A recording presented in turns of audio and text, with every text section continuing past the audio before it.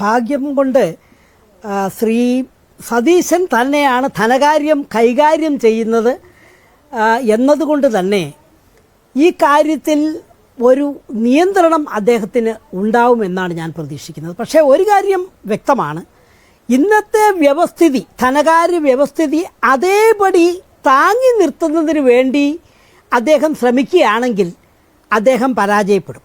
ഞാൻ പറഞ്ഞു വരുന്ന ഇതാണ്, ഒരു തുടർഭരണം ഒരു പ്രാവശ്യം കൂടെ കിട്ടണം. അതുകൊണ്ട് എല്ലാവരെയും തഴുകി അത്യാവശ്യം അറ്റകുറ്റപ്പണികളൊക്കെ നടത്തിക്കൊണ്ട് ധനകാര്യം കൈകാര്യം ചെയ്യുകയാണെങ്കിൽ അദ്ദേഹത്തിന് ഒരുപക്ഷെ തുടർഭരണം കിട്ടിയേക്കാം. പക്ഷേ അതോടുകൂടി കേരളം വലിയ പ്രതിസന്ധിയിലേക്ക് പോകും. ഞാൻ പല പ്രാവശ്യം പറഞ്ഞിട്ടുള്ളതാണ്, ലോട്ടറി, മദ്യം, പെട്രോൾ, മോട്ടോർ വാഹനങ്ങൾ എന്നിവയിൽ നിന്നാണ് 61% വരുന്ന റവന്യൂ കളക്ട് ചെയ്യുന്നത്. എന്ന് പറഞ്ഞു കഴിഞ്ഞാൽ സാധാരണ ജനങ്ങളുടെ പോക്കറ്റിൽ നിന്ന് വിഭവങ്ങൾ സമാഹരിച്ച് അത് മധ്യവർഗത്തിൻ്റെ കൈകളിൽ എത്തിക്കുന്ന ഒരു ധനകാര്യമാണുള്ളത്. അപ്പോൾ അതാണ് യഥാർത്ഥത്തിൽ വിപണിയിലെ പ്രശ്നം.